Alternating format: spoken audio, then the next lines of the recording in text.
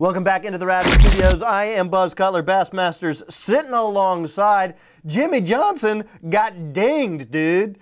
Big deal. NASCAR comes down. 6-week suspension for Chad Knaus and car chief Ron Malik. $100,000, 25 points against Jimmie Johnson, 25 points against the owners. I mean, for a car that never even took to the track. Well, look, there's a couple things here. First of all, if they were going to penalize them, which I think became clear after the infraction, this was what you expected. You expected 25 points, you expected $100,000, and with Chad Knaus, repeat offender, you expected probably 6 weeks. Okay, so that is not a surprise. I think the issue here becomes what Rick Hendrick said about this race car, which is, dudes, we ran this same car 4 times last year in all 4 plate races, one of which the car won. And was then, so the car was inspected 4 times pre-race. At least once it was scrutinized following the race back in Charlotte at the R&D Center, and it was passed each of those times. But Bass. And we haven't done anything to it.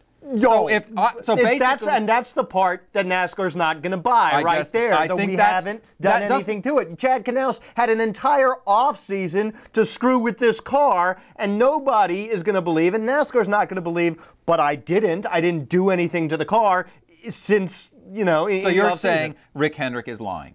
No, no, I'm not saying Rick Hendrick is lying. I'm saying NASCAR isn't going to buy Rick Hendrick's lies. Okay, I think that becomes the issue then.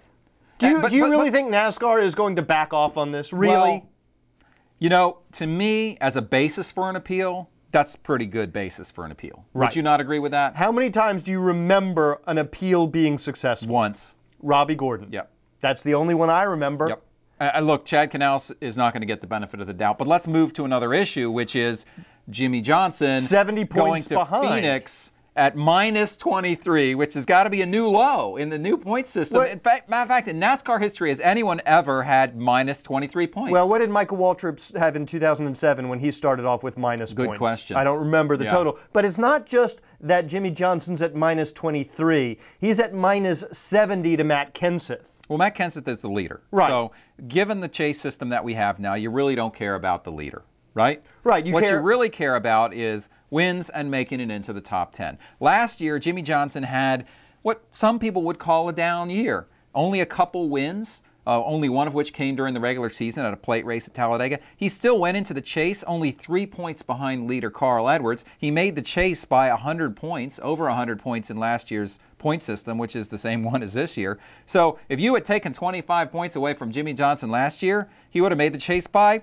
over 75 points. Look. So a lot of people are saying things like, oh, well, he might have to get in via the wild card now, unless he's got a couple more bad races coming that he didn't have in previous years. I don't see this as a big hurdle for him. This is Jimmie Johnson we're talking about. Yeah. He's got 25 races to get into the top 10 or at least into the top 20 with a couple of wins.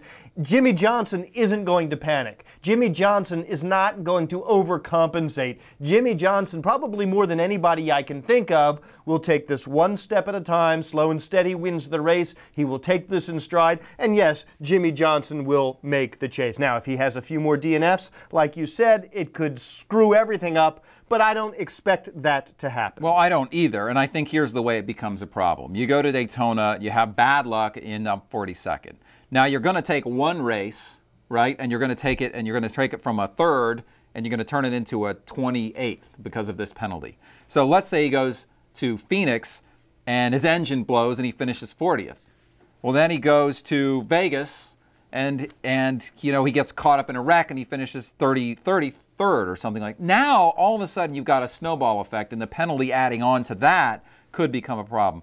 But I find that to be very unlikely. Well, let's also remember there are a bunch of guys in the top 20 right now who aren't going to be there for very long, right? Dave Blaney, Tony Raines, Bobby Labonte, these kind of guys that right now are in the top 20, Jimmie Johnson isn't going to have to worry about. They're going to fall just naturally and open up some room in that top 20. So that's the other thing working in Jimmie Johnson's favor. I just wouldn't, if I'm a Jimmie Johnson fan, right now I'm not worried about it. I could see looking back, you know, heading to Richmond if he has some more bad luck and saying, boy, that penalty, but I just doubt it's going to be significant. All right, that's Bassmasters. I'm Buzz Cutler. Thanks for watching. We're going to be back with our Phoenix preview, so come check that out.